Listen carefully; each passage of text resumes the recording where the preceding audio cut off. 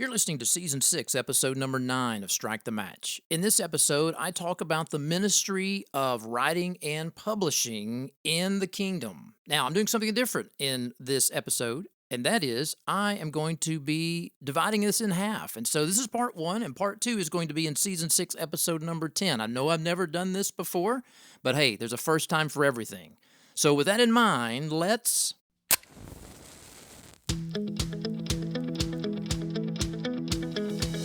Welcome to Strike the Match with teacher and missiologist Dr. J.D. Payne. Strike the Match is a podcast that addresses matters related to missions, innovation, and leadership.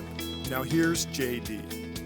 Well, welcome to another episode of Strike the Match. It is great to be back with you. I am addressing a topic today that I've been wanting to share with you and put out there for quite some time. Have not had a chance to do so until now. And that is, I want to spend some time addressing my thoughts on writing and publishing. And I want to challenge you. I want to challenge you to think about writing and publishing. And if you're already engaged in that expression of your ministries, then I want to encourage you to keep up the great work. And hopefully I can share with you maybe some things I've learned along the way. By all means, please don't hear me say what I'm about to say is the best way to do things or the only way to do things, because it is clearly not. But I've had people to ask me over the years about my approach to writing, my thoughts on writing, my thoughts on publishing, and so I thought, okay, I'll just take some time to put together a podcast for this season's episode, or this season's collection, and hopefully it'll be of a blessing to you and help to you. So last year, 2020, I finished writing 2 books. Book number 14 and book number 15, and I've started this year. I've started writing book number 16, and book number 16 is actually a textbook for studies in evangelism. So it's an evangelism textbook, and Baker Academic is the publisher that I'm working with on this project. So I have not written and published as much as some people have. I think I've written and published more than most. And I can definitely say that I have not written any bestsellers. In fact, I'll probably share a little bit of insight into my thoughts on royalties when we get there a little bit later.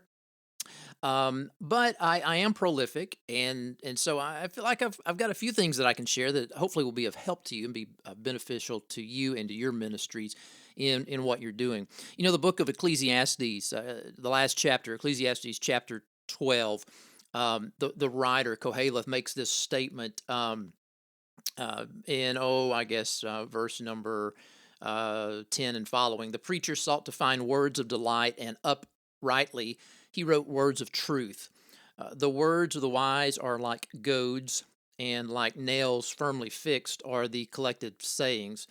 They are given by one shepherd. I mean, clearly, when we think about writing in the kingdom, we want to write truth. We want to write words that are wise, that goad us to good works and good deeds and advancement of the gospel and disciple making. But then the writer goes on to make this statement: my son, beware of anything beyond these, of making many books. There is no end, and much study is a weariness of the flesh. And so, amen to that. Of making many books, there is no end, and of much study, it brings weariness to the flesh. Of course, that does not forbid us to write and to study and to publish. And so I just want you to kind of keep that in mind as we jump into this podcast. So one of the things that maybe I'll just kind of begin with this. Maybe I'll share with you a little bit of my thoughts related to some of my philosophical foundations, the theological foundations on why I do what I do, and then move into some of the practical things of how I do what I do. So maybe I'll start there. So when it comes to writing and when it comes to releasing your written work into the world for people to take a look at it, that you share with other people, whether you give it away or whether you sell it, regardless, here's the thing that I want you to keep in mind. When it comes to writing and when it comes to releasing that work, so writing and releasing, first of all, I want you to keep in mind that it expands your influence in the present. And writing and releasing your writings, or writing and publishing your writings, will extend your influence into a future without you. All right. So in all likelihood, as you write and as you share this art that the Lord is guiding you to craft and put together, it will expand your influence, your ministry in the present, and Lord willing, it will extend your influence into a future in which you do not exist. So therefore, when we do what we do when it comes to writing and sharing with others, we're looking beyond the immediate. We're looking at things that the Lord will use to transform and shape others into who He desires them to become. I mean, think about this. I think I'm sitting here in my study at home here in my basement, and about half of my basement contains about half of my books, and the other half of my library is in my office at Samford University. And I think about all those books, and I think about many of those authors are no longer around. Um, Books that have been in existence for decades past the lifetime of the author, even longer than that, and yet even to this day, still very influential on my thinking and my ministry. And so, when you think about writing, you're thinking beyond the present an individual, to a group that, again, Lord willing, may encounter your work later and be impacted by it. So when you write, you're expanding your influence in the present, you're extending your influence into the future. I had a friend one time who passed away, sadly to say. This brother had an incredible wealth of wisdom, an incredible amount of experience. I basically saw him as a treasure chest filled with gold. Um, he would come to me frequently, and he would say, "Hey, I'm thinking about writing. I'm thinking about writing such and publishing such and such." And I would always encourage him to do so. And I'd always say, "Hey, anything I can do to help you, I want to help you do that, because it's really important for you to get that information out there." And to my knowledge, he never wrote anything, and he never published anything. And he eventually passed away. And I can't help but think about just all of those golden nuggets that could have been captured in a medium to influence others beyond this brother. So when you think about the notion of writing and publishing, think about the stewardship that we have today. It is easy for almost every one of you listening to this recording to be engaged in writing and publishing in the year 2021. We have more God given communication resources than any people who have ever lived, ever. I mean, how now should the wise kingdom steward live in light of the fact that every computer and every cell phone is a recording studio to record words, to record words spoken, and to record words written? I mean, every computer and every cell phone is not only a recording studio, they're also a book, magazine, and blog publisher. I mean, think about what we have before us with these resources, things that were not even available in the 1980s, 1990s in some cases. Proverbs chapter 20, verse 5 says, "The purpose in a man's heart is like deep water, but a man of understanding will draw it out." The purpose in a man's heart is like deep water, but a man of understanding will draw it out. So here's my exhortation to you as we get started in thinking about writing and publishing. Some of you have been talking and talking and talking and waiting and waiting and waiting when it comes to this concept. You've been talking about writing, you've been talking about publishing, and you've just been doing Nothing about it. I would say be that person of understanding and draw out those things that are in your heart.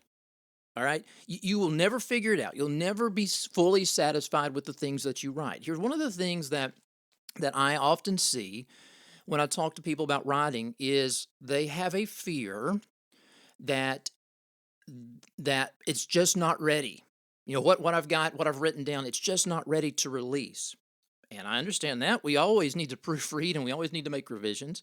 But even after they do that several times, they come back and say, "Well, it's just not ready." What if I put this out there and what if, what if someone sees this, says this to me, someone critiques it from a different angle? What if I make these mistakes? Well, we've got to get beyond that. We will never figure it out.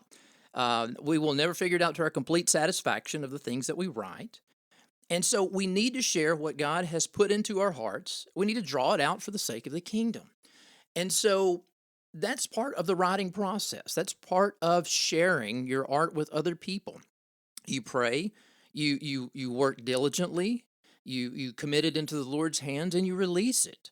And it doesn't mean that you be foolish. It doesn't mean that you just are foolish with what you're saying and you're just throwing it out there willy-nilly, so to speak. But you can't expect that it's going to be perfect before you release it. And so two of the big things that I see often hold back people from writing and releasing their writing, whether they're giving it away or whether they're publishing it through a traditional mechanism or through a blog or self-publishing it, are those two things. One, it's the fear that someone is going to critique it and be critical toward what they've said. The truth is that's going to happen. It's just reality. We've got to understand that. I can share stories of that in my own life. Things that have been published, things that have been said about things that I've written. It's just a part of it. But then the other concern is I've got to make it right. I've got to make it perfect. And so we've got to get beyond those two things. I see those two things as being two of the big things that hold a lot of people back when it comes to writing. We've got to also understand that writing is not easy. It's not always fun. I mean, I enjoy it. I enjoy writing, but it is not always easy. It's not always fun. And there are times where I have to resist 20 temptations to get up from my chair and sit there and finish what I need to finish on the screen, on the text, on the document, so to speak. And so it's a challenge. It really is. I mean, I consider it a blessing, and sometimes it's more exciting than others, and sometimes the writing just flows. But another thing that I see that often hinders people from writing and from releasing what they write is they are always looking for inspiration. It's kind of this notion of, the urge has just got to hit me, and I've got to be inspired to write. And while there's an important aspect to that, the other thing I want you to keep in mind is that when it comes to writing, is that there's never this opportune moment, and it's going to be like a roller coaster ride. And some days it will go really well, and you'll be writing, flow very, very freely, and other days it'll be a chore, it'll be a challenge. But it's more about, here's the key word, it's more about discipline.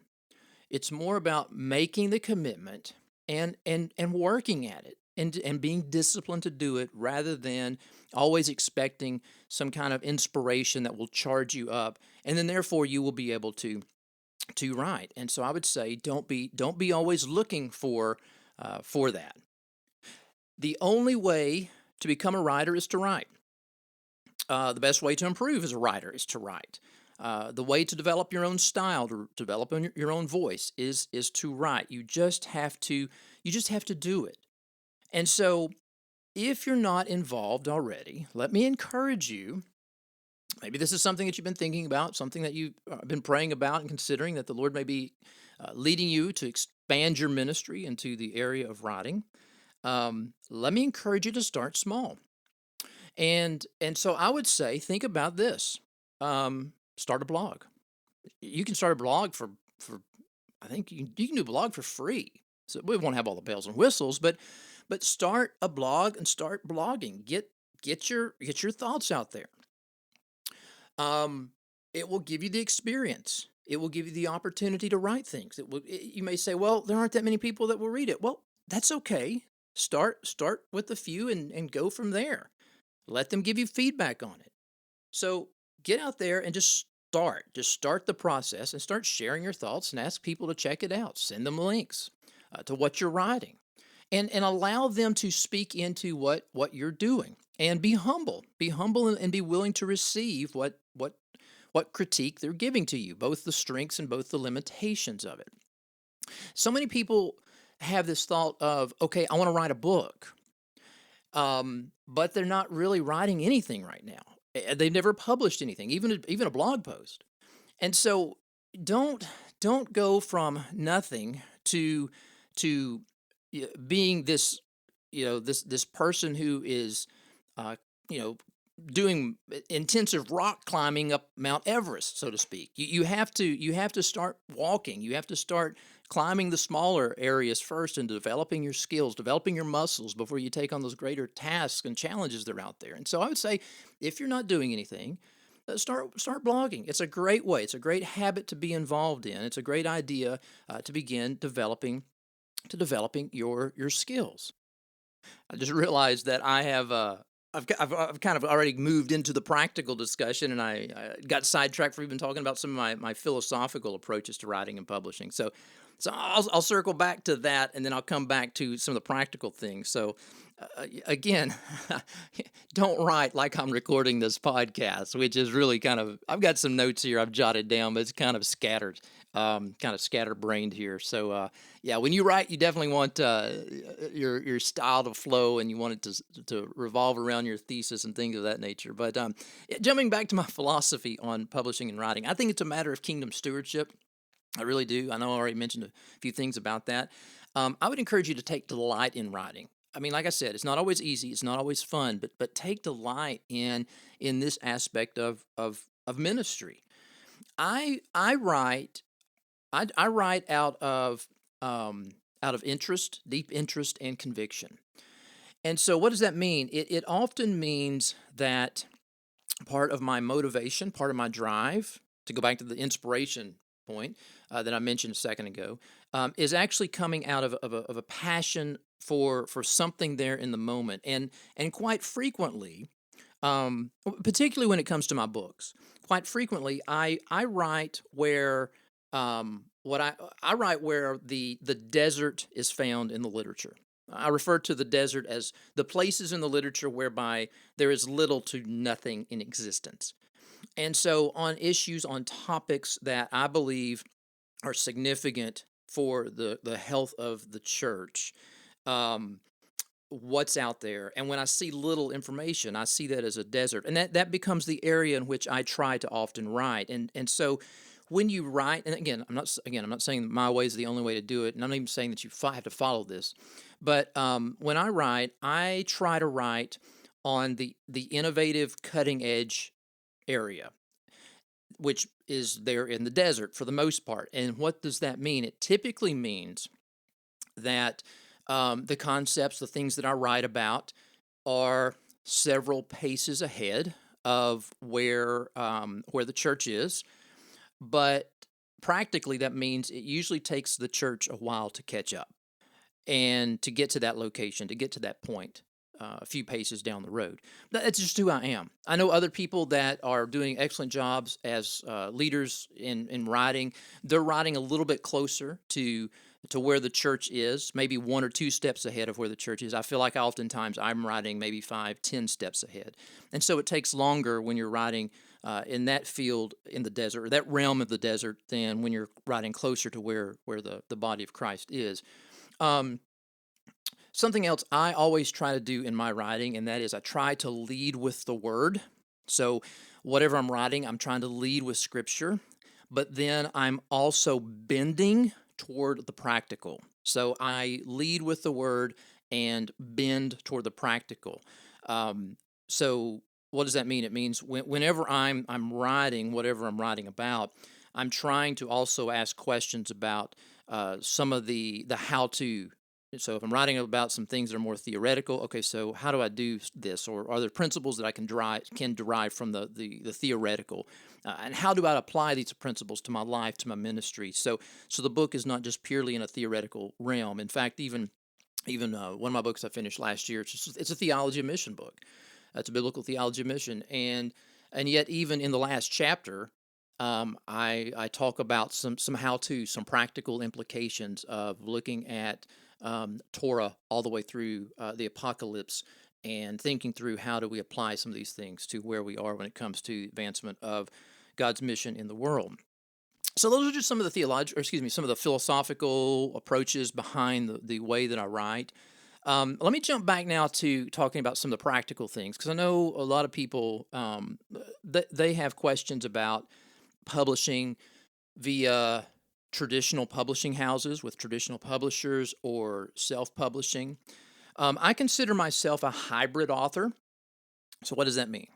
It means that of the books that I have published several books with traditional publishing houses, and I have published three of my books as an indie publisher. So self-published, three of my books. My book, Roland Allen, Pioneer of Spontaneous Expansion, The Barnabas Factors, and then what was To the Edge. Those three books I self-published and as just fully self-published. I actually did one book a few years ago that was a partial investment. It was me partially invested financially and time wise to the publication, and then there was a publisher that was also partially invested in it as well. So at this point in time, there are really three avenues. Practically speaking, when it comes to publishing, your traditional route, your traditional publisher, being an indie publisher with you fully publishing everything, doing everything yourself, and then what some refer to as a partial investment, where you have a company that you're working with that's partially involved, and then you, as the author, you're partially involved in that process as well. So when it comes to publishing, whatever route you take, whether you're doing a traditional route, whether you are publishing a book through an indie source as an indie author, or whether you're doing a partial investment, here's the thing: it's not glamorous. None of the above. It's hard work, and it requires much discipline. It really does. It is not glamorous work at all. And here's the other thing: do not do it for the money. Especially if you're writing for the Christian subculture. All right, so keep this in mind. In the world of publishing, the Christian subculture is a niche in the publishing industry. Now, if you're like me, and I'm sure many of you are trending in the direction of more missiological writings, if you're like me and you're writing in the realm of evangelism, you're writing in the realm of mission, then think about this. I'm writing in a niche of of the broader publishing world. So what does that mean? It means that after 13 books, all right, I know I said I'm working on number 16 right now, but after 13 books, it hit me one day that if I took all the royalties that I received at the end of 1 year, I think after 13 books that I published, I think I could have probably taken my family of 5 to Walt Disney World for 2 days, maybe 2.5 days. Okay, so I know there are the stories out there. You hear about the David Platts. David's a friend of mine. I've served with David, and we've talked writing and publishing before. I know you've heard the stories of David Platt, Francis Chan, the Beth Moores that are out there. But here's the thing: those that are selling books at that level are highly exceptional. They are the outliers, way out there.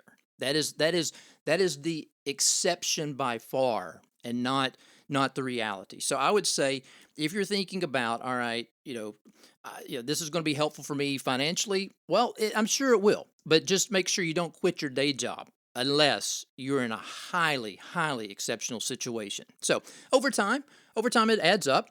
And so, now I think I can probably take my family of 5 to Disney World for 3 full days. So, based on annual royalties. So just kind of keep that in mind, and that's just a reality. So, I'm going to do something that I have never done before on Strike the Match, and that is I am going to record the second part of this podcast in the next episode.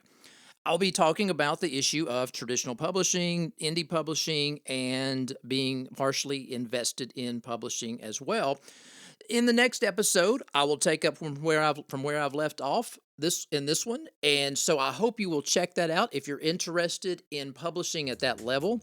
And if not, then I hope that my challenge to you to think about the importance of getting out there and writing and getting out there and publishing your thoughts, even through a blog, even if it's not a book, to get it out there, to spread what the Lord has given to you, to be able to extend your influence in the present and to expand your influence into a future that is beyond yourself. Check out the next podcast as I continue on in this discussion of writing and publishing when it comes to kingdom work. Thanks so much for checking out this podcast. See ya. You have been listening to Strike the Match with JD Payne. You can find JD on Instagram, Facebook, or follow him on Twitter at JD_Payne. And if you'd like to check out more books, posts, and podcast episodes, visit jdpayne.org. You can also subscribe to this podcast on your favorite Android app or at iTunes. And we'd be honored if you would consider rating us or leaving comments.